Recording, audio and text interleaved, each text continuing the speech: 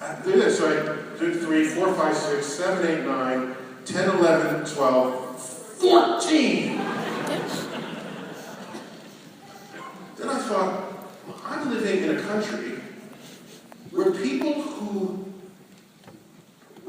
are afraid of the number 13. What does that mean? They're so afraid of the number that they don't even put it on the elevator. So I wanted to take a Sharpie and cross off the 14 and say, that's the 13th floor. You're not fooling anybody here.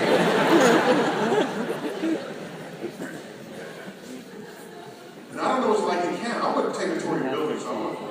You got 13 fixodecaphobia people here too, okay? So, yeah, depends on the sorry, I don't have it here. You come down here to then there's one, or the lobby. And then if the floor is below the lobby, what do they call it? They're LL, or B, or S. You ever see this? SB, SSB, SBL. I'm thinking, what are you doing? We have a perfectly good way to represent numbers below 0. We got this one, all right? What are you doing? Can I buy a vowel or something? Get me out of this.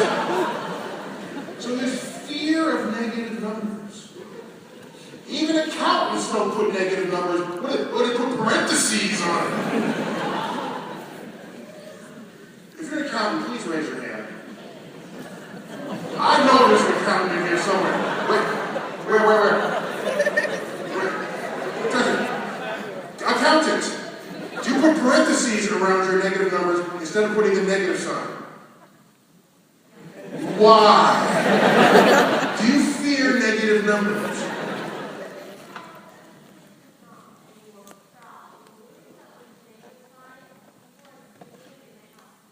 Worried that they won't see the negative sign. Okay, because if people skim the table, they might miss it. Okay, I got that. Well, let me look around the world to see who's not afraid of negative signs. You know who isn't? Germany isn't, okay?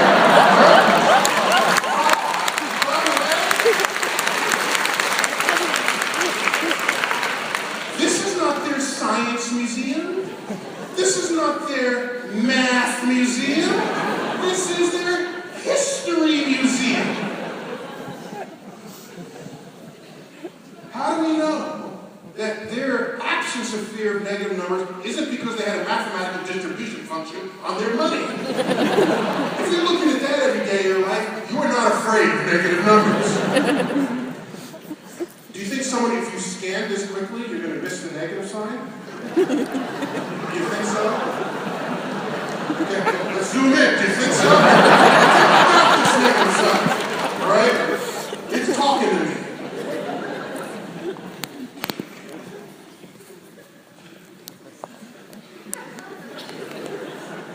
I'm worried for the world here. I'm a member of an organization called the American Physical Society. It's an organization of physicists. We once had our annual meeting in Las Vegas.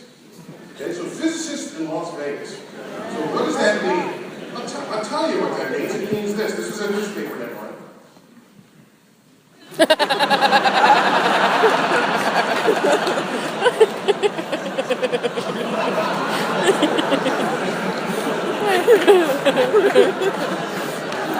That's great. Ladies ask the APS to never return to their city.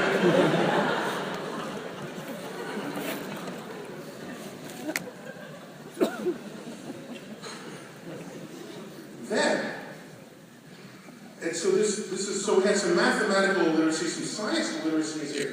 Here's some really profound science literacy. And it's by the way, it's one thing if you don't know it, but if you don't know that you don't know it, then you're dangerous, right? So here's an ad campaign. Now, this requires explanation, so give me a moment. This is the Holiday Inn hotel chain in the United Kingdom. Okay. Anyone here from the UK? Somebody's got to be. Okay. A few folks from the UK. All right, I'm talking about your country now, okay? All right, ready? You seated? So move over there. There you go, sir. Okay. hear some accent from you.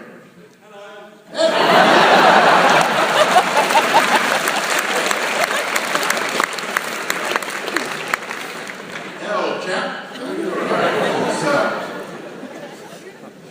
have you ever come back on a long day and you're on a trip and you come to the hotel room and you get into under the covers of the bed and the sheets are cold? So this was an ad campaign where you can pay to have bed warmers get in the bed before you get there. Okay? Now, you don't want a stranger's skin touching your sheets. So they insulate them with complete body-covered fuzzy clothing. And then they put them in the bed. But they're completely insulated now. They're not making the bed warm. Their body heat's not coming out of this fuzzy stuff. So this is somebody who didn't understand thermodynamics designing an ad campaign for a corporation. And it's interesting because he's looking at her, she's looking at him, and he's looking at him. So there's a whole...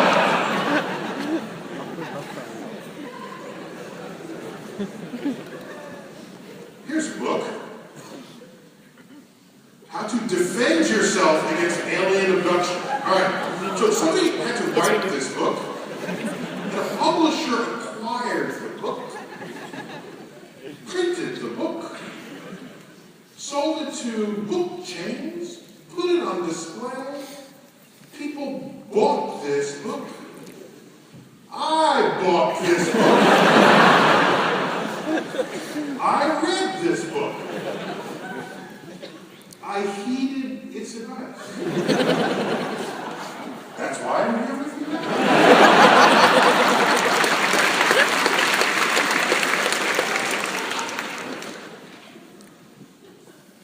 Don't drive alone on a farm road. Because aliens only abduct you when nobody's looking. You're shy.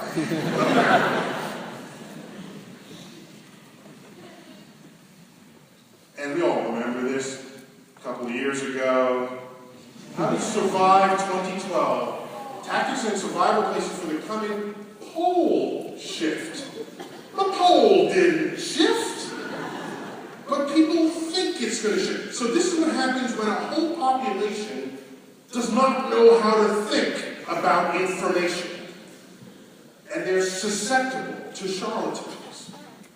I once said, and I can't even quote it exactly as I said it, because I was like in the mode at the time, but it's something like, becoming scientifically literate serves as vaccine against charlatans who would otherwise exploit your ignorance of the laws of nature. Such as what's going on here. Not only that, what year was it? A year before that, this guy was sure, not this guy, but the world was going to end. People giving up their... So, on May 20th, I tweeted, I said, if you have a friend who is sure the world is going to end tomorrow, have them sign all their assets to you today. Right on. So, again, then there are people who just don't like the science that they hear. They just, so here's a billboard in Kentucky.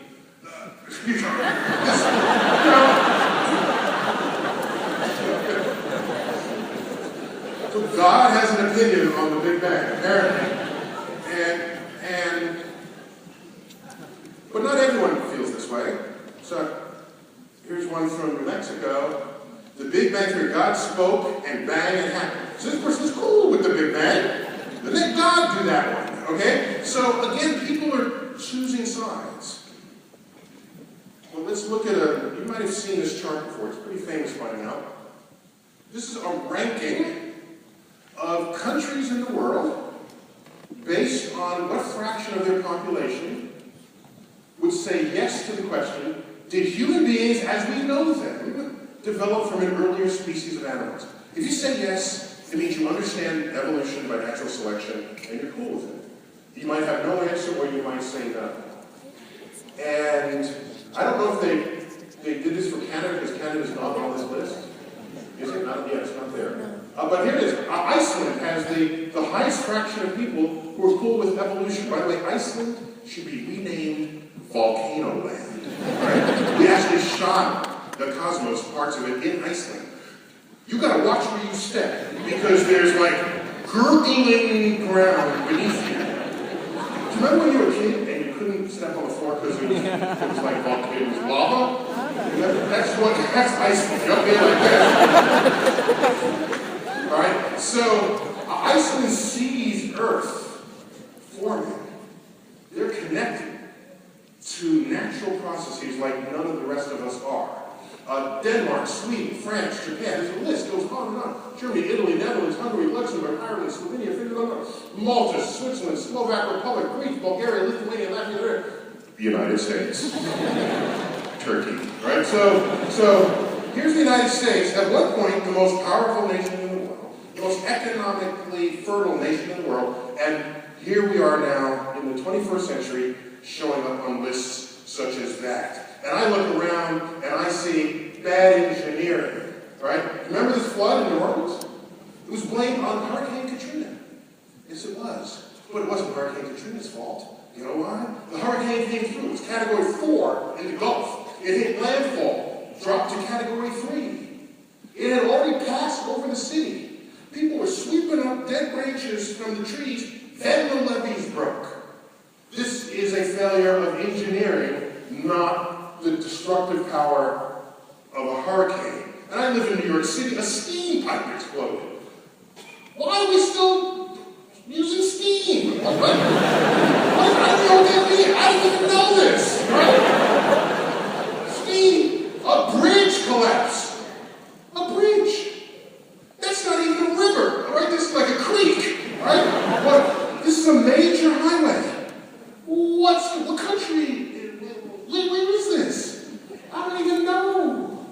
Have you been to Europe and you've seen the aqueduct that's still there from the Roman Empire? You've seen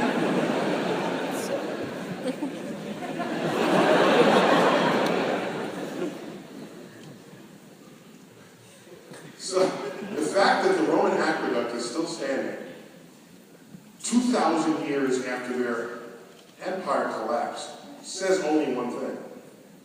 That they spent too much money on those structures.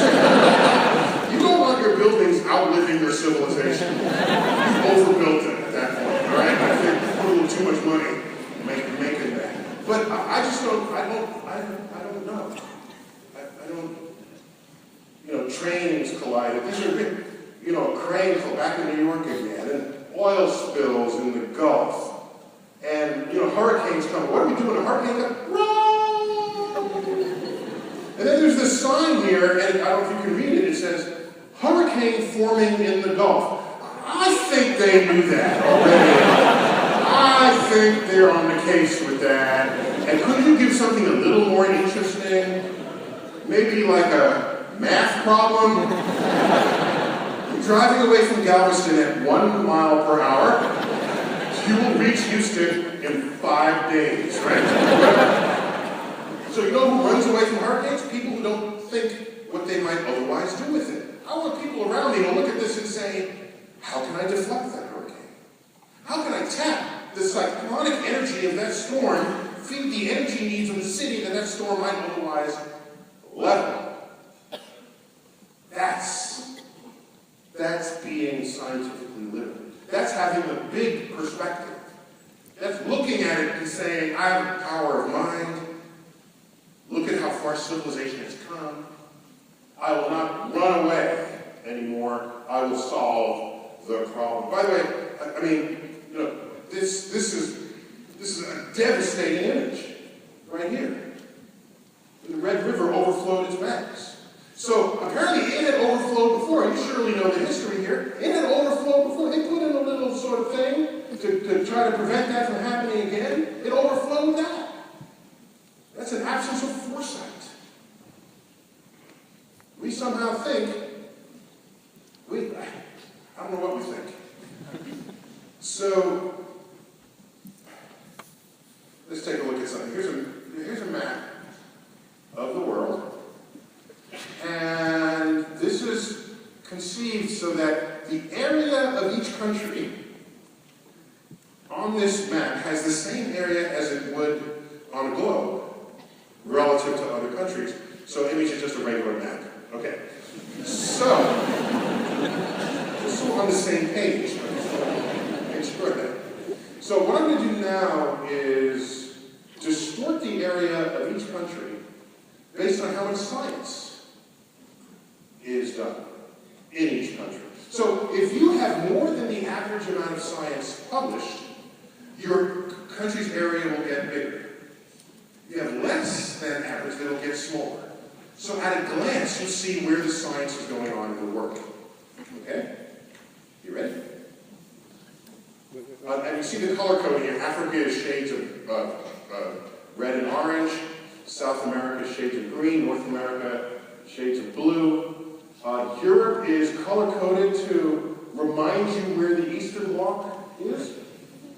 That's color-coded in blue. Obviously, it's unified now, except for in the Ukraine a little bit there. But otherwise, you know,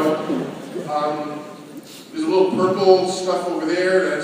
That's Japan. Okay, you ready? This is peer-reviewed scientific research papers distorting the areas of each country. A few takeaways here. First, what is that purple thing over on the right? Whoa! That is Japan. A stunning force in peer-reviewed science. Oops, too far back. That's Japan. One of the great tragedies of this map is that Africa practically shrinks to zero. One of the most resource-rich areas of all land in the world, and there's essentially no science going on there.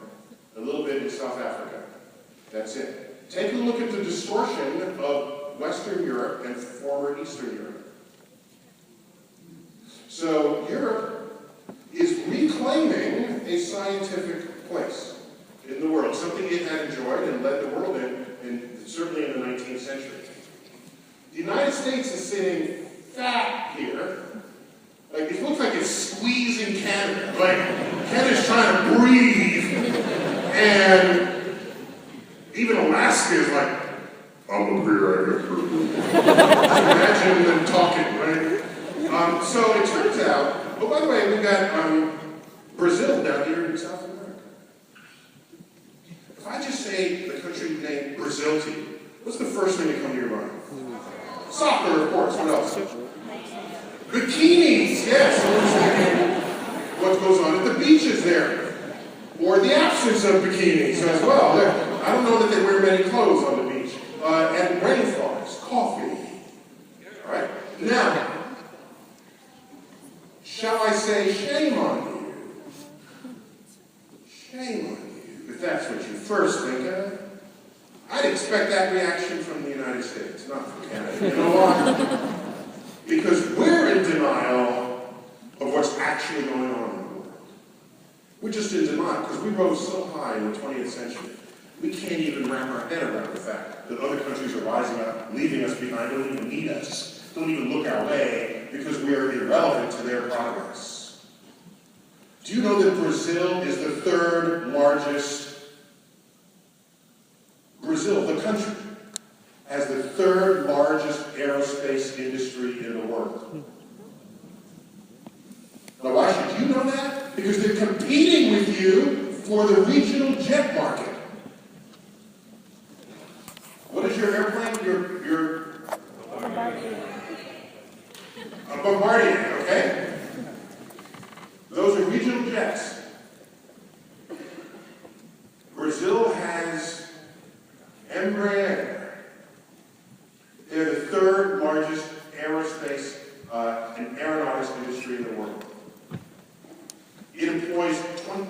200,000 people. It's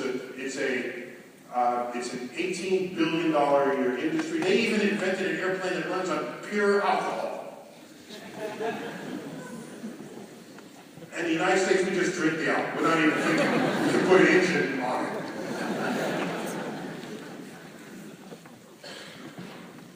Your main competitor in that market is not the United States, it's Brazil.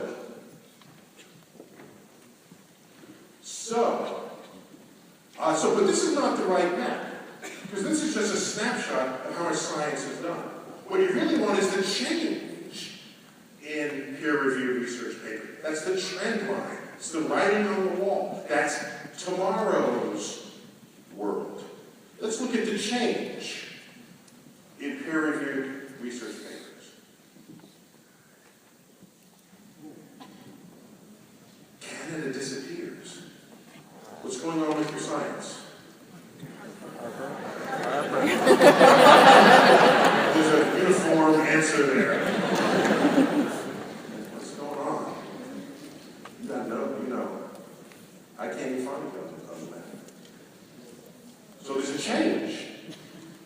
It's a change for the worse.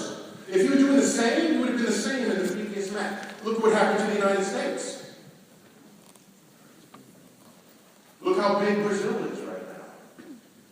Look how much bigger Japan is. Look how much bigger China is. Look at how much bigger Western Europe is. Look at how much smaller Africa is. That is tomorrow's map. That is, look, now, by the way, this is all I did here was plot peer-reviewed research science. And now you ask, what are the world's largest economies? It is Japan. It is China. It is Europe. The United States is still there, but we're like, hold on, with our fingernails. I didn't even plot GDP. I didn't plot. All I plotted was science. And throughout this whole talk, you've seen the correspondence between science and influence and power, and it's there. It's the foundation of modern civilization and ancient civilization. It still is. Now, let me take you out with a cosmic perspective here. I got like a few more slides here. Plus, I want like serious Q&A at the end of this. That's my favorite part of the whole thing.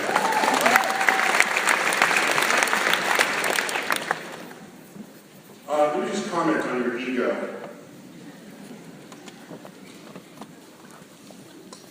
In biology class, you learned the tree of life, right? Well, in the old days, we used to put the humans at the top and everything else below us, as though we were somehow more evolved than other life forms. Well, tell that to the newt, who can completely regenerate a limb. Just say, newt, we are more advanced than you. There are no newts with crutches, right? They grow their tail, they'll grow a leg.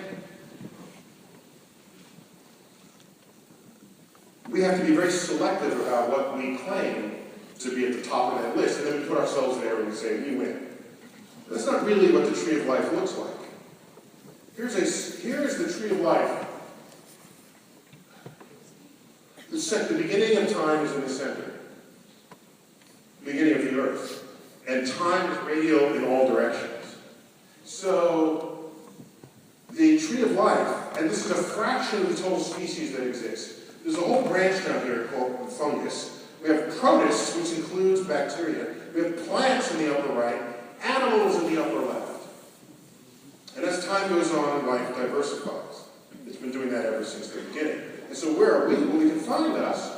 We must be in the animals part because we're not in the plants part. Oh, by the way, did you know? Did you know that fungus separated from plants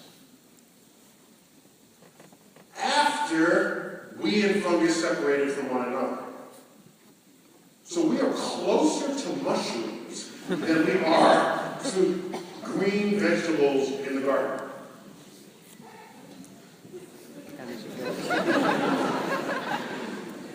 So next time you chew it, just think of, just say hi. Just say, yo, I feel you. We're good.